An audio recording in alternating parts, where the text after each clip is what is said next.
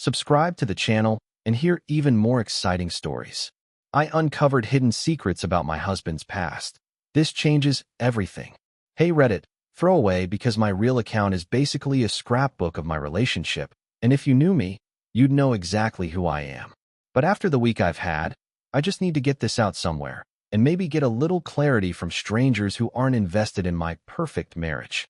I, 33F, have been married to Tom, 36M, for 5 years. We met at a friend's party, instantly hit it off, and honestly, I thought I'd won the husband lottery. Tom is charming in that shy but funny way, brings me coffee in bed on Saturdays, always remembers my mom's birthday, and, bonus, my friends love him. The early days were a blur of spontaneous road trips, late-night ice cream runs, and inside jokes. We had that finish each other's sentences vibe. If you'd asked me 2 weeks ago, I would have said we were rock solid. But if I'm honest, there were always little things that didn't quite add up. Tom's past was a running joke. I was wild back then, he'd say, but any time I asked for actual stories, he'd clam up or change the subject. There were no old friends in his life, no family photos, his parents moved away. It's complicated. And he'd get nervous when someone brought up high school or college. I chalked it up to trauma or maybe just a messy family he didn't want to talk about. I figured we all have baggage. Fast forward to this week. I was cleaning out our storage closet. One of those married life chores that involves more dust bunnies than actual memories, when I found a locked metal box wedged behind a pile of winter coats. I probably should have left it alone, but curiosity and the fact that it was weirdly heavy got the better of me. What I found inside changed everything. If you've ever had that sinking, oh no feeling when you realize you've crossed a line, multiply that by 10, and you'll have my mental state as I cracked open that metal box. Tom was out running errands, and my only real companion was our cat, who frankly seemed unimpressed by my descent into amateur detective mode. Inside were layers of documents, some old, some crisp and new. The first thing I noticed was a stack of IDs. Not just one, but 3. Each with Tom's photo, but different names, different birth dates. There were passports, credit cards, even a college diploma from a university I'd never heard him mention. My stomach twisted tighter with every new alias. Then there were letters, dozens of them, stuffed in a rubber-banded pile. Some were postmarked from places Tom claimed he'd never visited: Chicago, Denver, even Canada. The handwriting changed, but the themes were the same. Apologies, frantic pleas, a couple of straight-up threats. My mind started to race. Was Tom running from something? Or someone? I was so caught up in the paperwork that I almost missed the biggest clue: a battered photograph tucked at the bottom, showing Tom, definitely younger, definitely him, arm in arm with people I didn't recognize. In the background was a mural I instantly recognized from news stories about a high-profile robbery a decade ago in Chicago. My heart started pounding in my chest. There's no way, I thought. I tried to convince myself I was reading too much into things. Just as I was stuffing everything back in the box, my phone buzzed. A text from an unknown number. Does Tom still go by that name? It said. Ask him about Denver. My blood ran cold. Suddenly, every mystery about Tom's past felt a lot more dangerous. For the first time, I realized I didn't really know who I'd married. When Tom walked through the door, humming and holding a grocery bag like nothing had changed, I felt like I was living in someone else's life. I didn't say a word. Not yet. I needed answers, but I needed to figure out how much danger I was actually in. I didn't sleep at all that night. Every time I closed my eyes, my mind played a highlight reel of worst-case scenarios. Tom as a con artist, a fugitive, maybe even something darker. I kept replaying old conversations, looking for signs, any sign that I'd missed something this huge. Our marriage felt like a movie set suddenly stripped of its backdrop. Was anything real, or was I just the last to know? Part of me wanted to confront him right then and there, but I was honestly terrified. What if the truth was worse than my imagination? What if he lied again? Or what if he'd bolt, leaving me with nothing but a pile of fake IDs and unanswered questions? So, for the first time in our marriage, I kept a secret from Tom. I went through the motions, poured his coffee, laughed at his dumb jokes, nodded as he told me about a tough day at work. Doing what exactly? Inside, I was falling apart. Every little detail, how he hesitated before answering the phone, The way he double-checked the locks suddenly felt sinister. I texted my best friend, Emily, who thought I was joking at first. "Girl, are you writing a true crime novel?" But when I sent her a photo of the box and the IDs, her tone changed fast. She begged me to go to the police, or at least get out of the house until I knew what was going on. I promised I'd be careful, but I wasn't ready to make my entire life explode. Not yet. The worst part was the loneliness. I had no idea who I could trust, no clue if Tom would sense that something was off. I kept replaying the text from the unknown number. Ask him about Denver. It felt like a warning, or maybe a threat. For now, I was stuck in limbo, trapped between wanting to believe the man I loved and being terrified of the truth. I knew I couldn't pretend for long, but I also knew that once I asked the first question, there'd be no going back. By the next morning, the anxiety had curdled into determination. I couldn't keep living in a suspense novel. If I wanted the truth, I'd have to find it myself. I spent the day tiptoeing around Tom, pretending to binge-watch reality TV while my mind worked double time. As soon as he left for a work meeting, with who? Doing what? I realized I'd never actually seen him get a work call in my presence. I went into full detective mode. First, I Googled the university on one of his diplomas. Surprise, it didn't exist. The website looked like it was made in 2007 and abandoned immediately after. I checked the addresses on the letters. One belonged to an old motel, another to a P.O. box in Denver. I even reverse searched the phone number that texted me. The area code was, of course, Denver. My next move was bolder. I called the number, my heart racing. It went straight to voicemail. I didn't leave a message, but 5 minutes later, a new text pinged. Careful who you trust. If I was looking for reassurance, that wasn't it. That night, I slipped one of the fake IDs into my purse and drove to a bar Tom used to mention, a place he described as just a dive I went to before we met. I showed the bartender the ID, said I was looking for an old friend. The bartender squinted at it, then at me. He used to come in here every Friday. Disappeared a few years ago, right after some cops came around asking questions. Haven't seen him since. The room spun a little. What did Tom get into? Back home, I tried to act normal, but every small talk felt like a test. The evidence was piling up, but nothing pointed to exactly what Tom had done.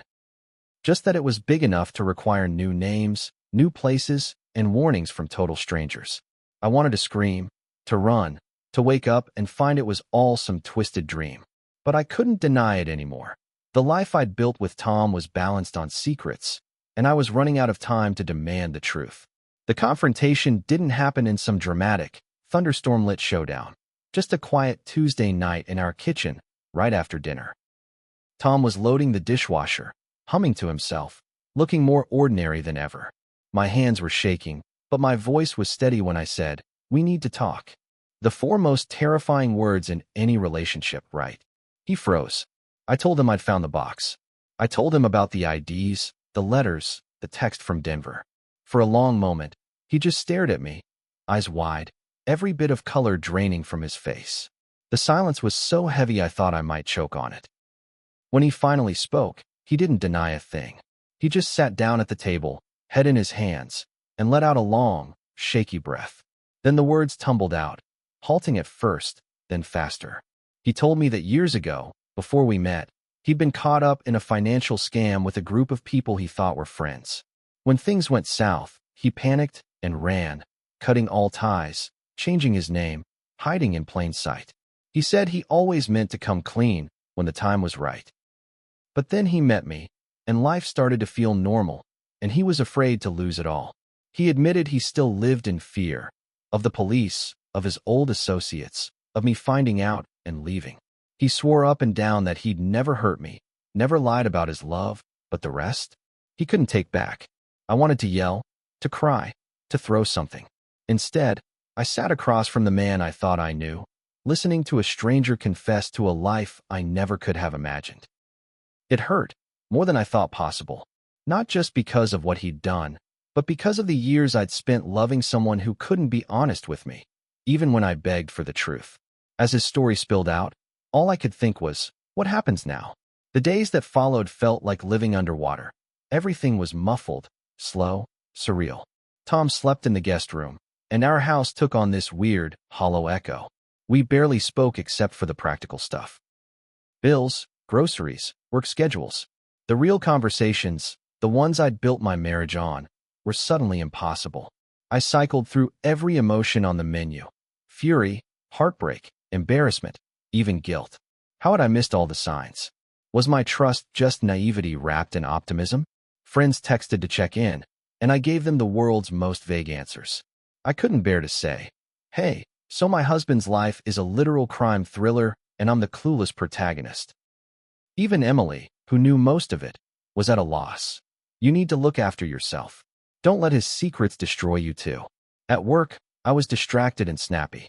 At home, I'd find myself staring at old wedding photos, searching for a hint of the man I thought I married.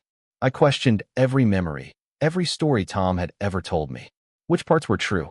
Was our love even real, or just a part of his cover? Sometimes I'd get flashes of anger so sharp I'd have to grip the counter just to stay grounded. Other times, all I could do was curl up and cry, my heart breaking for the life I'd lost. Not just my marriage, but my sense of safety, my ability to trust my own judgment. Sleep was nearly impossible, my mind playing endless what-ifs on a loop. One night, Tom knocked on my door, eyes red. He said he was sorry, over and over, that he'd do whatever it took to make things right. But I didn't have the energy to comfort him. I was too busy mourning the future I thought we'd have, and trying to figure out who I was now, without the story I'd built my life around. For the first time, I realized that maybe the most important relationship I'd have to fix was the one with myself. Eventually, I reached a point where heartbreak and confusion turned into something sharper, a need to reclaim my own narrative. I couldn't live in limbo, waiting for Tom's past to knock down our door or for my trust to magically return. So I started to act, not just react. First, I told Tom he needed to leave the house, at least temporarily. He didn't argue. He packed a bag, promised he'd check in, and left quietly, looking more lost than I'd ever seen him. The relief was immediate, even if the ache lingered. For the first time in ages, I could breathe in my own home. I reached out to a therapist. Best decision I've made in years. Saying things out loud that I'd only let swirl in my head gave me back some sense of control. I also opened up to Emily, who brought over Chinese takeout and let me ugly cry into a carton of lo mein. Together, we made a plan. Lawyer up, protect my finances, and start building a new support system. I made a list of everything I needed to check: joint accounts, shared assets, passwords, emergency contacts. Every step felt like pulling a piece of my life away from Tom's shadow and back into the light. I even started going to a local yoga class, just to remind myself what it felt like to exist outside of my marriage, outside of this mess. I also contacted the number that had texted me about Denver, this time leaving a voice message. I know what happened. Please don't contact me again. It was terrifying, but oddly empowering to draw a boundary, even with a faceless threat. In all this, I found a weird kind of strength. I wasn't just the victim of someone else's secrets. I was someone making choices, building a new path, even if I was still scared half the time. Every day, I repeated to myself, I didn't cause this, but I can decide where I go from here. If you told me at the beginning of this mess how far the fallout would spread, I would have laughed bitterly. Turns out, when someone builds their life on secrets, the cracks reach everyone around them. I tried to keep things quiet, but secrets have a way of leaking out. My parents picked up on the tension before I said a word. When I finally told my mom the truth, her face cycled through all 5 stages of grief in a single minute: shock, denial, anger, bargaining, acceptance. My dad took it as a personal insult, as if Tom's lies reflected badly on his family vetting skills. Thanks, Dad. News got around. A couple of Tom's old friends, reached out to me. One sent a long message apologizing for not warning me, and then detailed things about Tom's past I wish I could unknow. Apparently, the Denver stuff was more than just bad business. There were hurt people, broken promises, maybe even some legal trouble lurking in the background. Some of our mutual friends drifted away, unsure how to act around me, as if I was contagious with marital scandal. Others, surprisingly, stepped up, inviting me out for coffee, reminding me that none of this was my fault, that I was still me, with or without Tom. Even my job got weird. I caught coworkers whispering after seeing me leave early for yet another lawyer meeting. I hated the pity, the sideways glances, but I reminded myself, their discomfort was nothing compared to what I was living. The hardest part was the in-laws. Tom's mom called, tearful and apologetic, blaming herself, blaming Tom's bad crowd in his 20s, begging me to forgive him and help him start fresh. I listened, but I couldn't fix Tom for her or for anyone. Through it all, I clung to the small victories. Every day, I didn't check Tom's location. Every night, I slept through until morning, every friend who stayed. The truth didn't just break my marriage. It rewrote my whole map of who I could trust and reminded me how strong my own voice could be. In the end, I had to accept that there was no version of this where life snapped neatly back into place. There was no perfect TV movie reconciliation, no dramatic courtroom showdown, just a quiet, gradual letting go. After weeks apart, Tom and I sat down one last time. No lawyers, no accusations, just two people at the end of a story that should have been a lot happier.